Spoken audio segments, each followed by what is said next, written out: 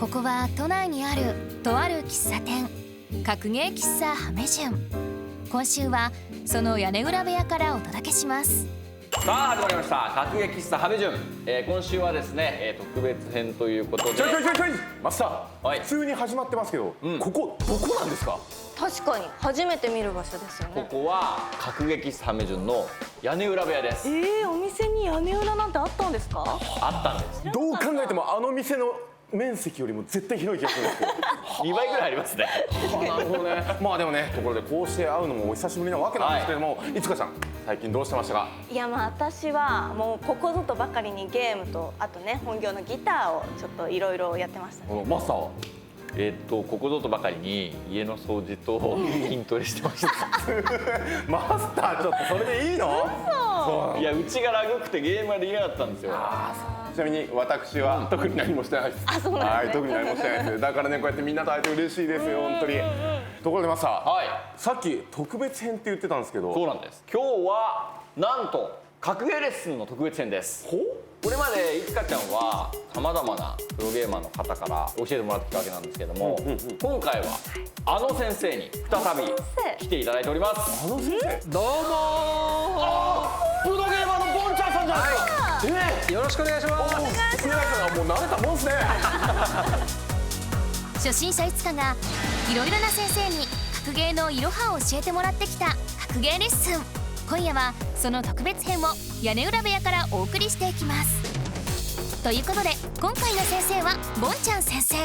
ボンちゃん先生といえば昨年世界大会エボ2019で優勝したトップゲーマーです。そして格ゲーレッスンの先生としては今回が3回目のご登場。一体どんなレッスンになるのでしょうか。それでは格ゲーレッスンを始めていきましょう。屋根裏にですねゲームを持ってきました。さすがマスターだ。今回の生徒は初級者いつかちゃん、上級者のじゅんくんの2人となっております。はい。それでは初級者いつかへのレッスンからスタート。まずはボンちゃん先生との実践でいつかの課題を見つけることにします。できるようになってるから。いきなりかなり真剣な勝負が繰り広げられてますよ。あ、これもまずいきなりガチガチにやる感じ？あ、そういう感じ？でもだってガチガチだもん。本当？ちょっと入れてるもん。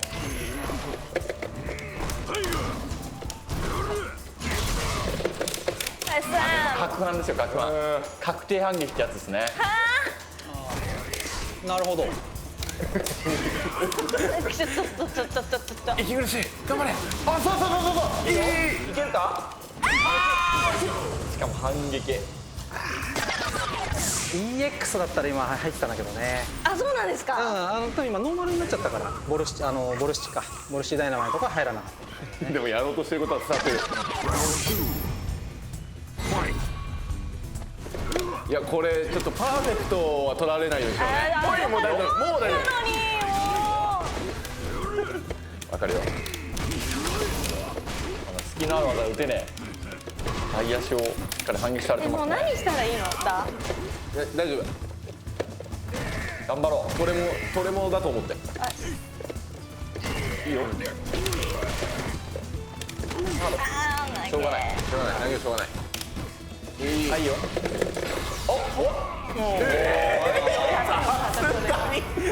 ちょっといつかちゃん、いいよ。すごい。今タクになってた。いいよ。いいね。そうゲージ残ってるから。わかるよ。大丈夫。生きて。集団気をつけて。いやいいよガード。起死回生。ちょっと。あと一発。ガード。いいよ。ナイスガード。ナイスガード。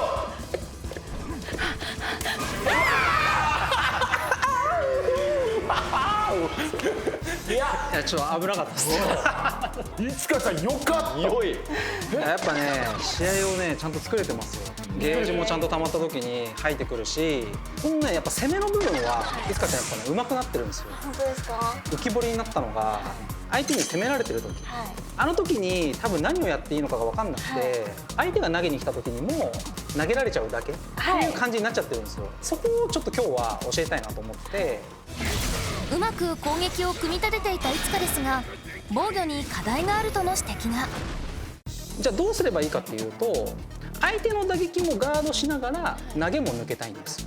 両方に対応して、そんなことできるの？でこれはもうじゅんさんとかやってます。相手の打撃にも投げにも対応する遅らせグラップと言われる防御の習得に挑みます。投げって、投げ抜け入れるまでに最速でこうやって投げを打ってももちろん抜けられるんですけど、遅らせてボタンを入力してもこうやって抜けられるんですよ。で今じゃあちょっと飛びをガードしてからのケースでやってみよう。今こっちが飛ぶんでガードするじゃない。でこの投げをまずは抜けるところから始めてみよう。そうそう。じゃあ今度打撃も混ぜます。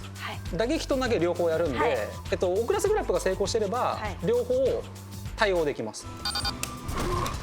早いね。かなり早い。カウンターで食らってるってことは早いってことだから。今そう言うよ。今そうなってきてる。でそう当然投げも抜けられる。早くなってきちゃった。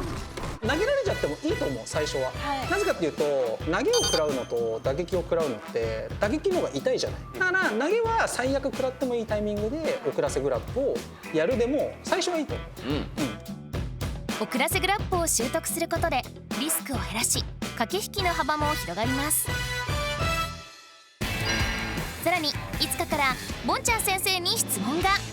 あとでももう一つその有利すぎる問題ね。有利すぎるが自分が先に動ける有利な状況でコマンド投げが失敗する時があるというのがいつかの疑問。スクリューって基本的に発生が5フレなんですよ。で5フレっていうのは通常の投げと同じスピードなんだけど、スクリューはコマンド投げなんで相手に投げ抜けされないんです。でコマンド投げのいいところは相手が飛んでない限り絶対に一方勝ちできるっていう強さなんだけど、フレームこの表示出ますよね。フレームの表示がプラス2とプラス3じゃないとスクリューっていうのは当たらないんです。プラス4でスクリュー打っちゃうとそれが有利すぎて吸えないっていう現象になっちゃう。すごくわがままでしょ。わがままです。それでは自分が有利すぎる状況ではどのように攻めるのがいいのでしょうか。地上のじゃあ打撃をガードさせたらどうなってるのかっていうと、この小径とかをガードさせるとプラス2って出てるじゃない。でプラス2っていうのはそのスクリューで吸えるフレームだから、この後に最速で出しても吸えるんですよ。相手の打撃打たれてても勝てる。プラス2とかプラス3の状況を作って最速でスクリューを出すっていうのが一番当てやすいコツ。スクリュー吸った後とりあえず発動するじゃない。そうするとほら今これめちゃめちゃ有利になってるから、これはもうスクリューじゃダメ。だから今みたいな有利を取ったら小足スクリューに変えると。強制的に有利な時間を2フレに変えちゃって、この小足をガードさせることによってプラス2に変わるじゃない。絶対に投げれるからその後は。だから吸い込んで小足スクリューみたいなのが 100% スクリューが投げられる状況を自ら作ってるっていうことになる。有利すぎをちょっと頑張って払拭して、有利すぎる時は小足っていう。やります。頑張ります。ありがとうございます。格ゲーレッスン特別編、続いては歌広場に悩みを聞いてみます。状況を把握した上で相手にトリガーゲージがあったらトリガーを発動させないような、その発動するような技を食らっちゃダメだよとか、ちょっと状況を見ようねっていうので我慢するっていうのを覚えたんですけれども、できないんですよ。我慢がどうしても攻めたくなっちゃう。どうすればいいですか？みんなそうなんですよね。みんなそう。やっぱりその目の前の勝ちってもうやっぱすぐ掴みたくなるんですよ。掴みたい。でもその道って勝ちへの最短の道じゃないんですよ実は。次のステップに上がろうぜってなったらちょっと我慢もねやっぱ覚える。より多く選択肢を広く手を持っていくっていうのがそういうことです。まずはボンちゃん先生との実践で課題を明確にします。ということでカリン対ケンですね。組み合わせは前回ボンちゃんがサガットを使っていただいてやってもらったんで、今回カリンと。このカリンっていうからすごい攻撃力のある、しかもね攻めが強いんですよ。そうなんだ。速いっていうイメージが強いんです私。相手を画面足に押し込んでいく能力高くて、しかもダメージも出ますので圧倒ですね。1ラウンド目やっぱ焦って出なくなっちゃうんだな。続く第2ラウンド、前半リードした歌広場でしたが逆転を許します。追い込まれる一方でゲージはマックス状態に。しかしそう今の最後は僕はトリガーを発動されるとピンチじゃないですか、はい、だからトリガーを発動させない選択肢で勝ったその自分から離れてはい攻めさせやすくして中段で不意をつくむ、これは同じことです。ボンちゃんやろうぜこれ大丈夫かな。どうぞ。いやもうちょっと待って、いいところ出さないと1回は。自分のプレーに納得がいかない歌広場。そのまま勢いで2戦目に突入します。対するボンちゃん先生は冷静な対応。熱くなる歌広場を KO。 試合になってないよ。しかも髪型変になっちゃったし。髪型がないそれは。続く第2ラウンドもボンちゃん先生のペースで試合が展開していきます。飛ばれた。いい飛び。ダメだ。ここも一回ガードして投げてくる。健闘する歌広場ですが体力差を縮めることができません。返し発動。なんで。ダ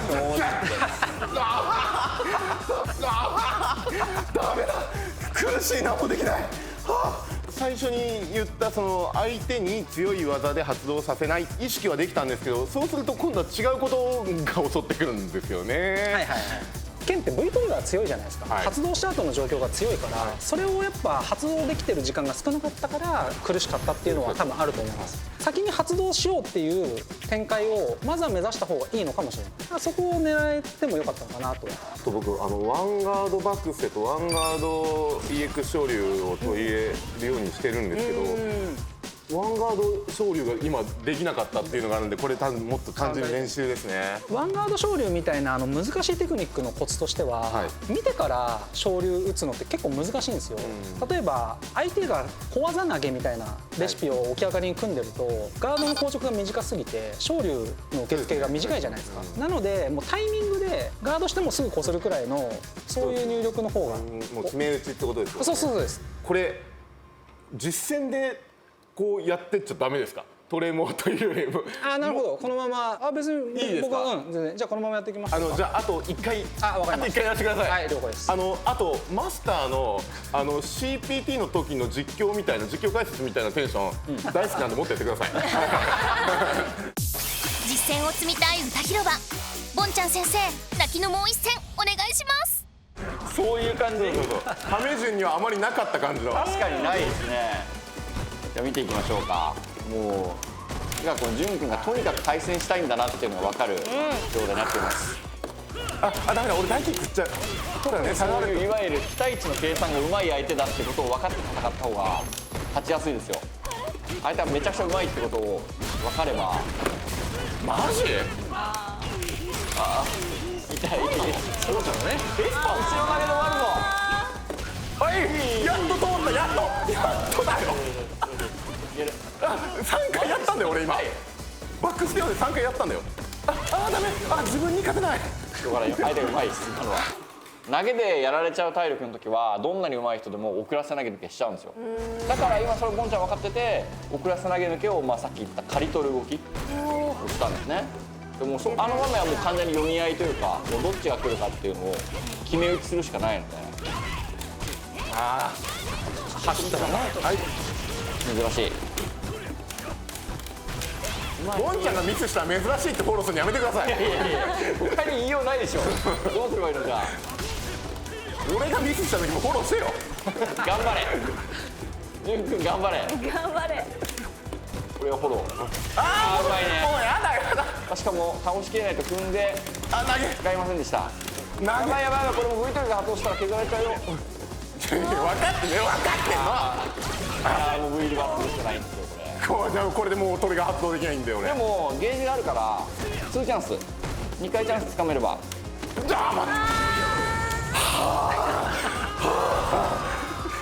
先生、厳しくいきました。ちょっと激辛すぎじゃないですかね。これが CPT の空気感です。あなたさ、地上波テレビ分かってる。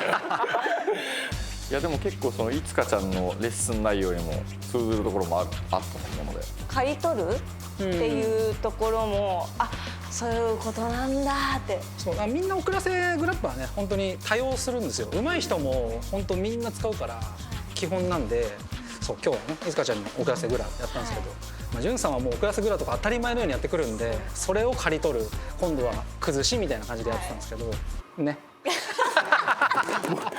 これ最後の一回もう最後の一回ダメもう終了ね。ダメだ NG が出た。通らなかった。オッケー。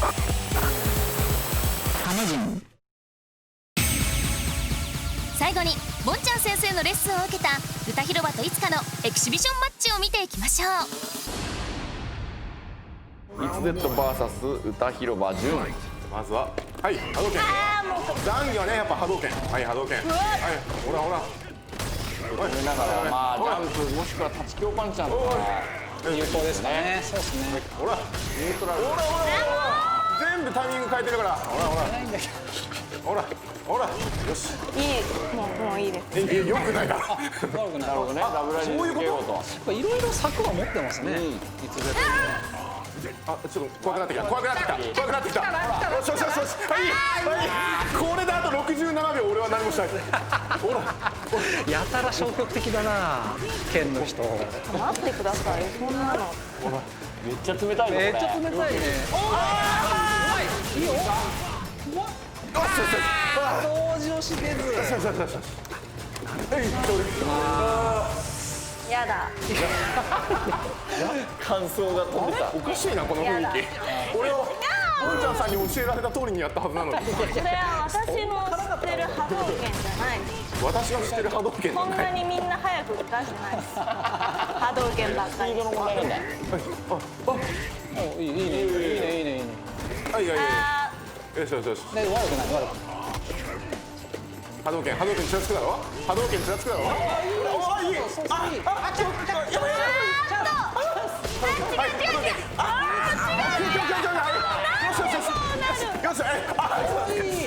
もう陣取り合戦だこれ。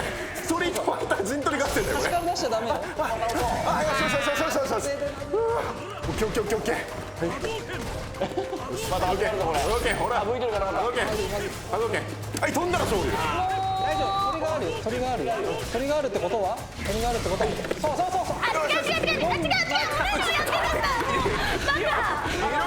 いろいろあった。いやいい悪くない。大丈夫。当てれば勝ちだから。もう波動拳。波動拳。いつずっと奥義やりたいね。違う。もう奥義あるね。落ち着け。あちょっと遠いかな。ちょっと遠いか。波動拳。一旦ちょっと。飛んだら逃げる。はい。冷たいよ。波動拳。アウトボクサーだね。かなりのアウトボクサーだね。はい波動拳どうする？波動拳で。俺の勝ち。この雰囲気おかしいな。ちょっと待ってくださいよ。本当もう一回やりたいよね。もう一回。そういう流れ。違う。いやレンコイン喫茶なんだよな。成長を願うがゆえの厳しい対応に自分のプレーができなかったいつか果敢に再戦を挑みます。歌広場が与えた試練を乗り越えられるのか。はい下がれ。怖いもん近距離戦。間違いじゃない。残念近距離戦怖いもん。ほら離れて波動拳。はい波動拳。結構ね頭突きなんかもね波動拳には。そうなんですよね。でも亀橋。いいよここからだよ。来たら近づいたら。2回。違う。怖い。怖い。飛んで逃げたい。よし。いやまあ大丈夫。タイムリードしたからね。タイムリードしたから。勝ってるよ。足払いを混ぜていく。はい。時間と空間を目いっぱい使う。はい波動拳。足払い。ほら。 V スキルいいね。はい波動拳。波動抜けてる。そういいじゃん。たまり。うまい。EX だよ。ちょっといくと。よし波動拳。ほら波動拳無敵の塊だぞ。分かってます。波動拳。あと1回。違う。当てたいな。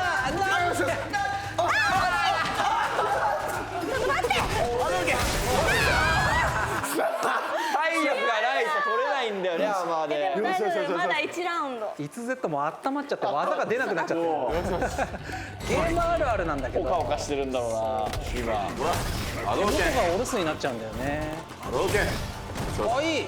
サメダイパンチ強いな。サメダイパンチこの剣にかなりのゴリックだろうな。EX サドゲージがたくさんあるから EX サドいいかなり。はい足払い欲望の足払いあったゲージ溜まってきたな、ゲージ溜まってきたな。あ、しまった。あ、大丈夫、いいよ、悪くない。はいよしゲイどんまい。大丈夫。あ、違う。まあ。よし波動拳ほら波動は無敵の塊あ、ごめんなさい。誰に謝ってんの？格ゲーマーだな。ミスして謝るわ、偉い。あ危ねほら時間いっぱい使ってるほら俺もあと45秒耐えれば勝ち俺の勝ち俺はなんとか近寄りたい。はい逃げろ悪くない。さあね、見てからね、頭突きは難しいから、もうね、先に適当に打っちゃうみたいな感覚でいいと思う。波動拳よ取れないね。しもうこれ近づいてきた。ここで決めきれれば。ほら俺もうボタン押さえぞあれよボタン押さえぞあれよボタン押さえぞ俺あれじゃないこれだってもうリスク負う必要ない俺リスク負う必要ねえもんこれはいもうこれ絶対俺勝ちほらもう残り10秒どうするはいどうするこれ罪じゃないこれ罪ですはい藤井七段の勝利冷たいよ。あ、ちょっと待って、もう本当に何も出ない。これがザンギエフの通る道だよやだ、何ですかこれ。いつ Z もね、波動拳のね対策結構持ってたんだけど、いまいち機能してなかったから、多分間違ってるんじゃないかなって自分で不安になっちゃって、いろいろ冷静さも書いちゃったと思うんだけど、ただまあ分かったと思うんだけど、冷静にプレイしないと技って出なくなるんですよ。その経験ができただけでもね、今の対戦すごい良かったんじゃないかなって思いました。怒った。いや、切れてますね。嫌じゃねえじゃん。自分が悪いのは分かってますけどね。切れてたよ。いやでもそうなんですよね。実際本当に精神の部分が大事だというはい。ことがよく分かった試合だったんじゃないでしょうか。ということで以上、ボンちゃん先生の格ゲーレッスン特別編でした。ボンちゃん先生ありがとうございました。ありがとうございました。ありがとうございましたはい、ということで今宵の格ゲー喫茶ハメジンもそろそろ閉店のお時間となります。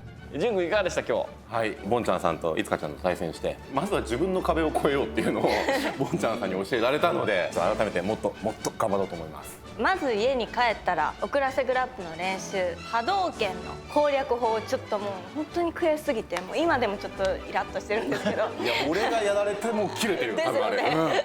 お二人ともゲームモチベが高いので、教えてて楽しいですよね。やっぱ聞いてくれるんで、それに対して答えていけばいいって考えると、やっぱすごいありがたい生徒さんだなっていう感覚あるんで、今後もねゲームを楽しく続けていってもらえたらなと思います。今宵の格ゲー喫茶ハメジュン格ゲーレッスン特別会ということで、ボンちゃん選手でした。またのご来店をお待ちしております。ありがとうございました。次回ガチ君選手、リュウセン選手がご来店。お楽しみに。